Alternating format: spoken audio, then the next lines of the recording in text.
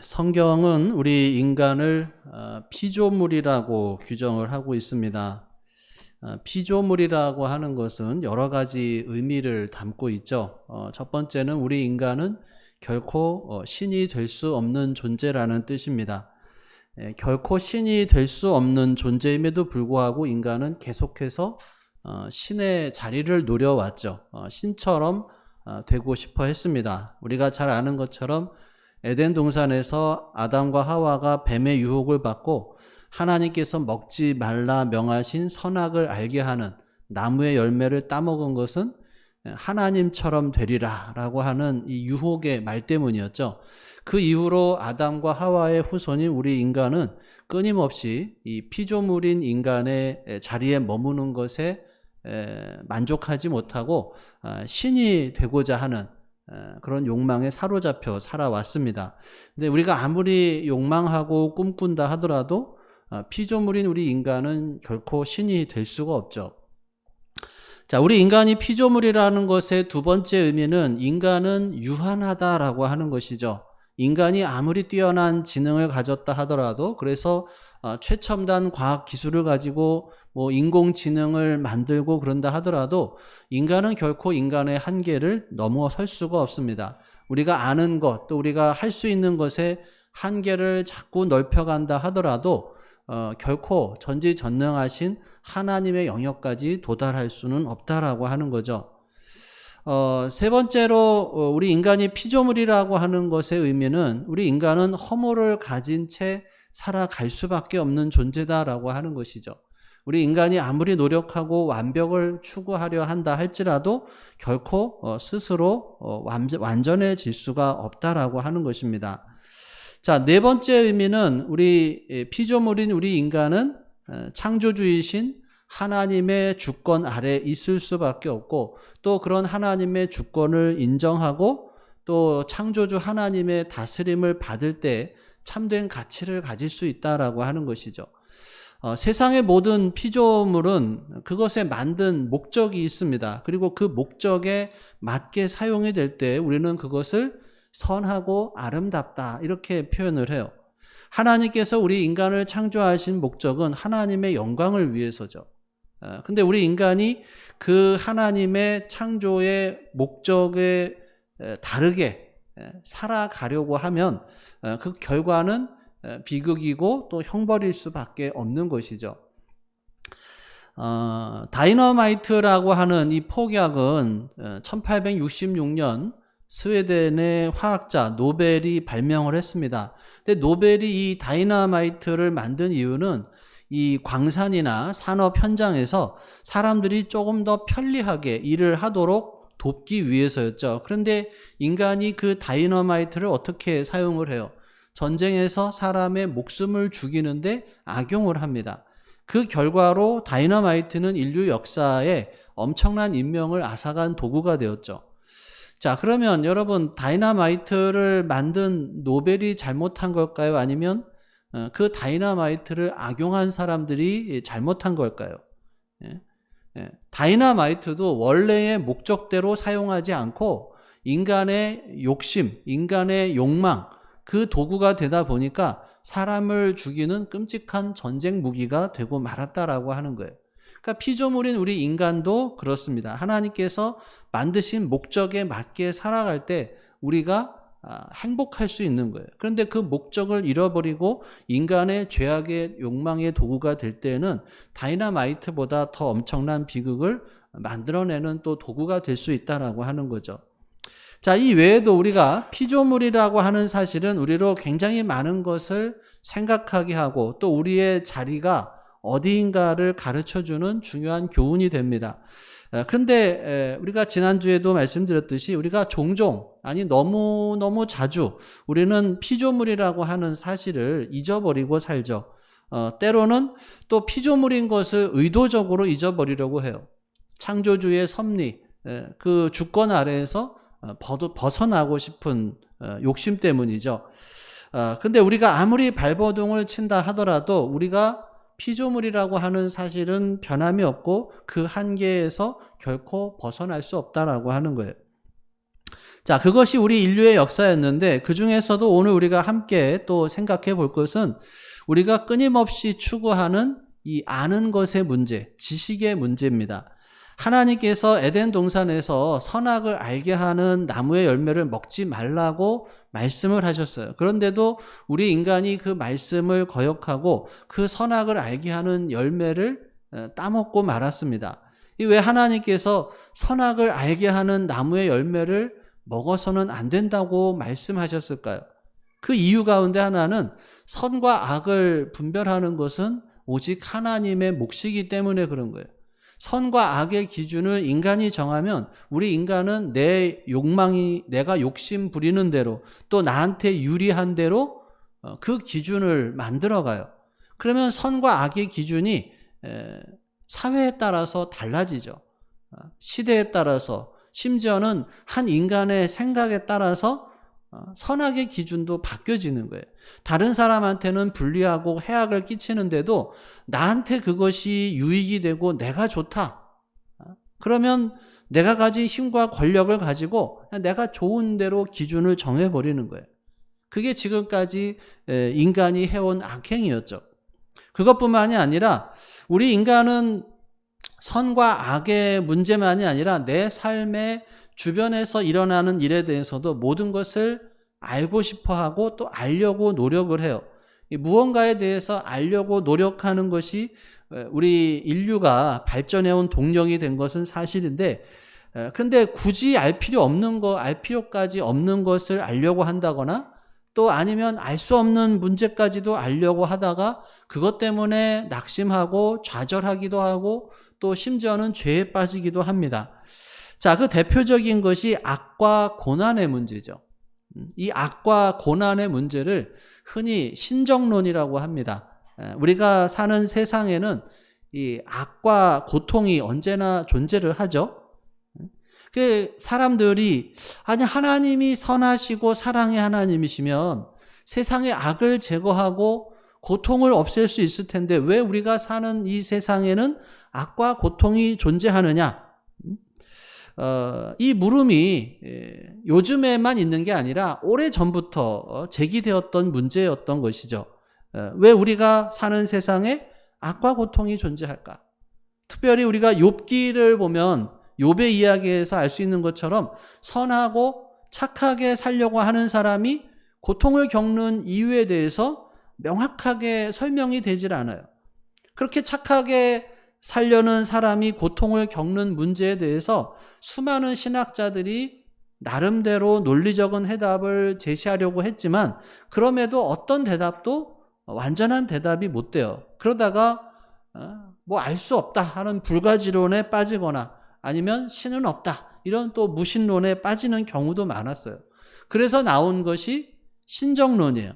신정론이라고 하는 말은 쉽게 말하면 우리가 그 이유를 다 알 수 없지만 분명한 것은 하나님께서 하시는 일은 선하시다라고 하는 거예요.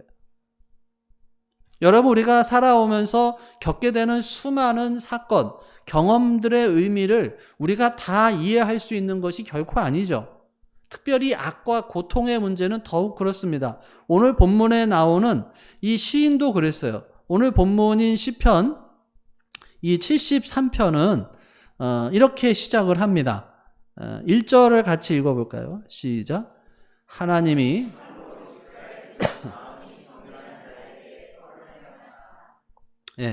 하나님은 마음이 정결하고 의를 행하는 자에게 선을 베푸시는 분이에요. 그런데 문제는 우리 주변에는 마음이 정결하고 의를 행하고 하나님을 신뢰하며 사는 사람들이 때로는 원치 않는 고통을 겪게 되는 일들이 많다라고 하는 거예요.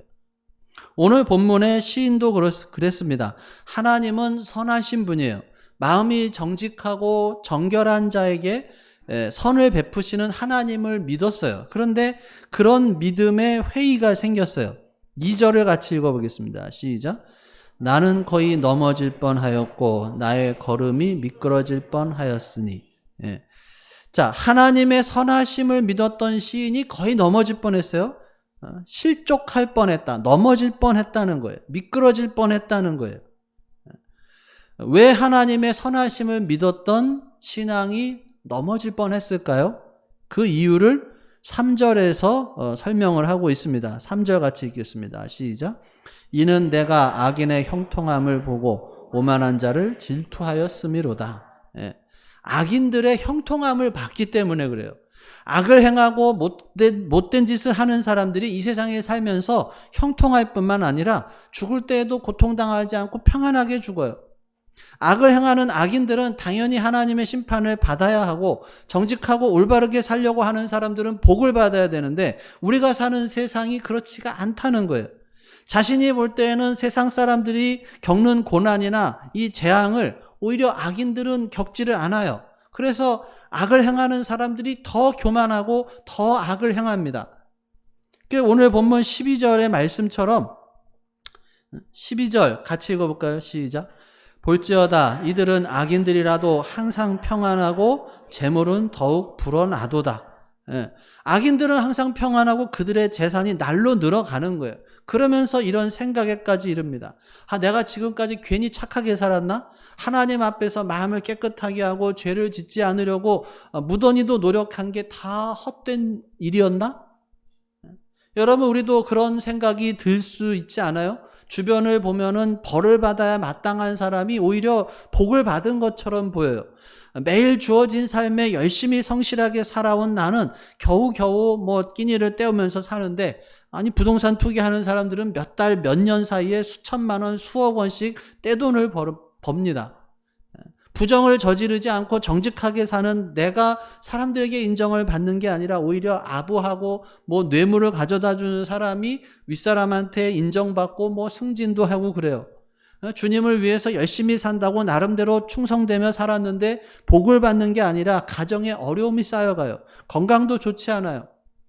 열심히 자식들을 위해서 기도하는데 자식들의 앞길이 잘 풀리지도 않고, 아니 신앙생활 하지도 않고 자기들 하고 싶은 대로 하고 사는 사람들은 오히려 건강한 것 같고 자식도 더 잘 풀리는 것 같아요. 여러분, 이런 고민 해보셨어요? 그런 생각 때문에 마음이 심란하고 내가 신앙생활을 계속해야 하나 하는 이런 갈등을 겪을 때도 있지 않았느냐라고 하는 거예요. 그런 생각이 혹시라도 들었을 때 어떻게 하셨나요? 오늘 16절에서 시인은 이렇게 말을 합니다. 16절 같이 읽겠습니다. 시작. 내가 어쩌면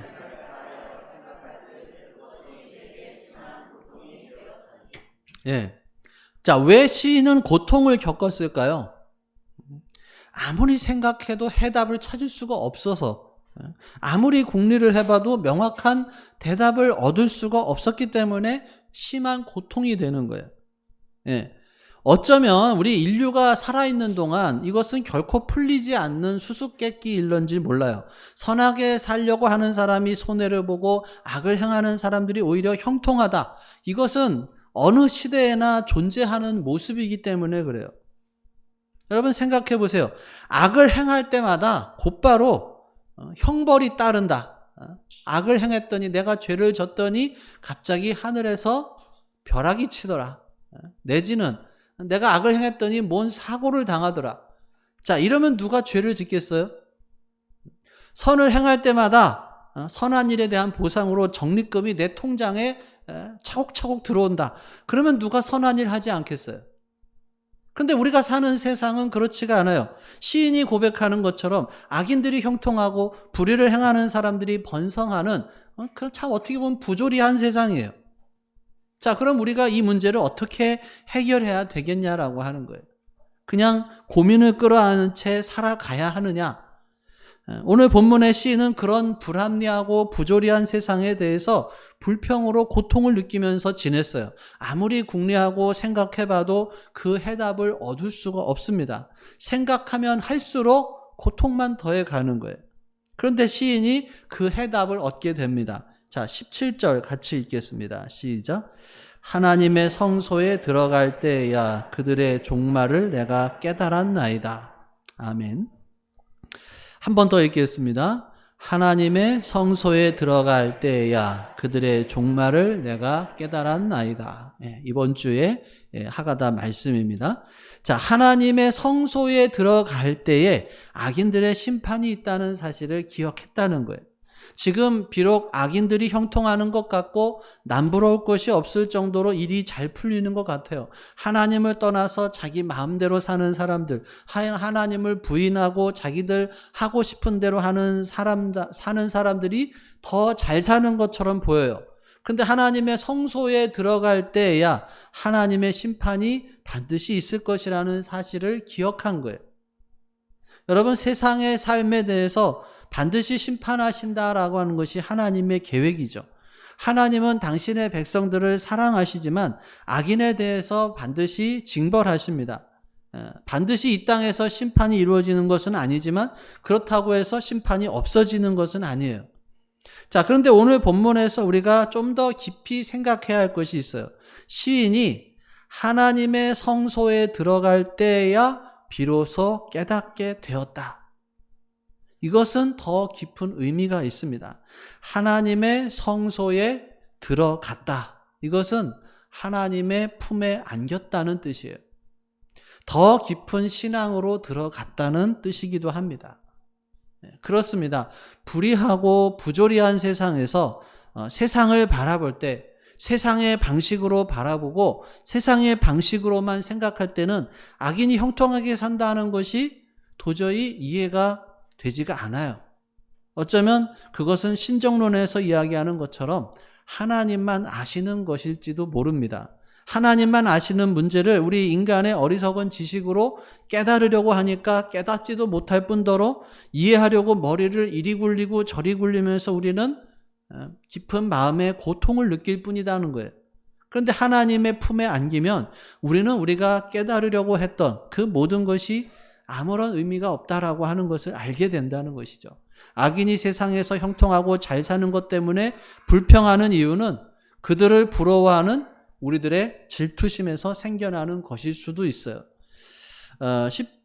시인은 3절에서 그것이 질투 때문이었다라고 그렇게 고백을 합니다.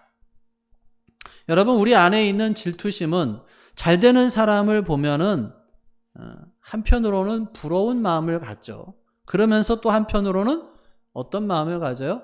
못마땅한 마음을 가져요. 세상을 바라보고 세상을 묵상하다 보니까 우리 마음에 그런 질투심이 생겨나는 거예요. 그런데 하나님 품에 안겨 보니까 세상의 것이 하나도 부럽지가 않은 거예요. 하나님 품에 안겨 사는 것보다 더 복된 것이 없음을 깨닫기 때문에 그런 것입니다. 우리가 하나님의 사랑을 받은 자라는 사실보다 더 기쁜 것이 세상에 없다는 것을 알기 때문에 그래요. 하나님께서 예수 그리스도의 십자가 은혜를 통해서 우리를 세상에서 구원해서 하나님의 자녀가 되게 하셨다는 것보다 더 큰 축복이 없다는 것을 알기 때문에 그렇습니다. 하나님의 그 크신 그 사랑의 품에 안겨 있으면 젖먹는 어린아이가 어머니 품에 안겨 있음 같이 세상에 걱정할 것이 하나도 없는 거예요. 부러울 것이 없는 거예요. 어머니 품에 안겨 있으면 세상에 그 어떤 권력을 가진 사람이 와서 위협을 해도 두렵지가 않고 세상에 그 어떤 부자가 와서 놀려도 아무것도 부럽지가 않은 거예요. 그래서 믿음의 선배들은 비록 초라하게 살았어도 그것 때문에 불평하거나 주눅들어 살지 않았습니다. 물론 성경에 나와 있는 믿음의 사람들이 세상을 살 때 부귀영화를 누리던 사람도 있긴 있어요. 아브라함도 굉장한 부자였고 또 다윗도 한 나라의 왕이었죠. 그런데 그렇지 못한 사람들도 많습니다. 사도 바울도 어떻게 보면은 요즘으로 따지면 금수저로 태어나서 정말 금수저 같이 살아갈 수 있는 탄탄대로가 있었는데 예수님을 만난 이후에 그 고속도로 같은 인생의 평탄길을 모두 거부합니다. 누구보다도 가진 것이 없었고 누구보다도 참 초라하게 살았어요. 그렇다고 해서 사도 바울이 부자였던 아브라함을 부러워했느냐? 다윗을 부러워했느냐? 사도 바울은 그 누구도 부러워하지 않았습니다. 왜 그럴까요? 왜 권력을 부러워하지 않고 재물도 부러워하지 않고 출세도 부러워하지 않았을까요? 그 이유는 하나예요. 자신을 하나님께서 지명하여 부르시고 예수 그리스도의 십자가를 통해서 구원하셔서 하나님의 백성이 된 것, 그것보다 더 큰 복이 없다는 것을 알았기 때문에 그런 거예요. 늘 자신이 하나님의 은혜의 품 안에 있음을 알기 때문이다라고 하는 것입니다. 사랑하는 여러분, 왜 우리들에게 고민이 많을까요? 왜 우리 마음에서 이 불평이 계속해서 생길까요? 우리가 하나님의 품에 거하지 않고 세상의 방법으로 세상을 살아가려고 하기 때문에 그래요. 하나님을 떠나서 내 생각으로 세상을 이해하려 하고 세상의 이치를 깨달으려고 하기 때문에 그렇습니다. 오늘 본문의 시인은 비록 믿음을 가진 사람이었지만 하나님의 품에 거하지 않고 세상적인 사고 방식으로 세상을 바라볼 때 그것이 자신에게는 고통뿐이었다라고 고백을 해요. 그러다가 하나님의 성소에 들어가서 하나님 품에 안길 때 세상의 문제가 더 이상 문제가 되지 않았다는 거예요. 하나님의 품 안에서는 모든 것이 행복하고 기쁨이었다라고 하는 것입니다. 사랑하는 여러분, 우리는 믿음의 사람이죠. 믿음으로 세상을 바라보고 믿음으로 세상을 살아가는 그런 믿음의 사람입니다. 믿음의 사람이 가지는 가장 큰 은혜는 하나님 아버지의 품에 안겨 살 수 있다라고 하는 거예요. 그 하나님의 품 안에 행복이 있습니다. 그 하나님의 품 안에 평안이 있고 기쁨이 있고 그 품 안에 거할 때 우리가 세상의 염려와 두려움을 이길 수가 있고 또 세상에서 이해되지 않는 것 때문에 고통스럽지 않다라고 하는 거예요. 내일부터 우리가 특별 밤기도회를 하게 됩니다. 우리가 특별 밤기도회를 통해서 하나님의 품에 안기는 그러한 은혜의 시간이 될 수 있기를 바랍니다. 그 안에 거할 때 우리가 세상의 것이 부럽지 않고 세상의 것으로 인해서 고통받는 것이 아니라 그 하나님의 품 안에 온전히 거하며 살아가는 우리 모두가 될 수 있기를 주님의 이름으로 축원합니다. 기도하겠습니다. 오늘 주신 말씀 생각하며 함께 기도합니다. 나에게 주신 말씀이 무엇인지, 또 내가 붙잡아야 할 말씀, 또 순종해야 할 말씀이 무엇인지, 또 내가 정말 세상에서 세상을 바라보며 하고 있는 것이 어떤 생각, 어떤 고민들인지, 어떤 불평들인지 온전히 주님의 품 안에 안기게 하여 주시옵소서. 주의 성소에 힘써 나아가게 하여 주옵소서. 오늘 주신 말씀 생각하며 다시 한번 우리가 우리 안에 계신 성령 하나님의 음성에 귀를 기울여 보겠습니다.